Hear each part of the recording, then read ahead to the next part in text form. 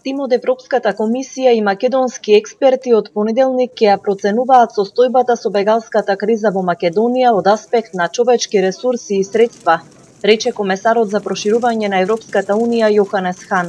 Тој на денешната посета на транзитниот центар во Гевгелија ги пофали македонските власти и организациите дека добро се справуваат со бегалскиот бран и најави дополнителна финансиска помош за да и се помогне на Македонија полесно да се носи со предизвикот.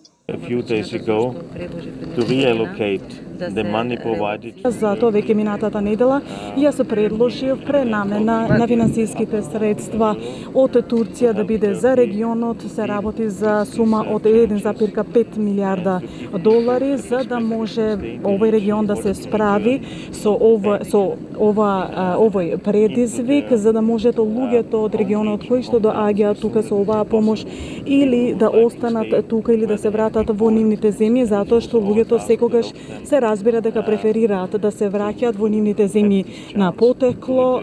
Тоа би представувала добра шанса за нив.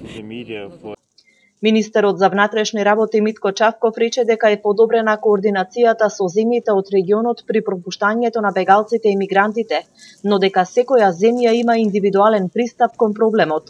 Смета дека затворањето на границите не е добро решение имајќи го во предвид македонскиот пример од август, иако тогаш целта била селективно пропуштање со предност на ранливите категории.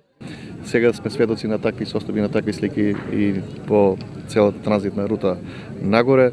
Секако дека има загриженост кај нас, бидејќи затварањето на границите према север, значи редукција или забавување на процесот на движење на мигрантите, но јас сум убеден дека нема да можат на тој начин да ги запрат овие процеси и дека сепак ќе мора конзистентно европско решение да се бара за решавање на овие проблеми.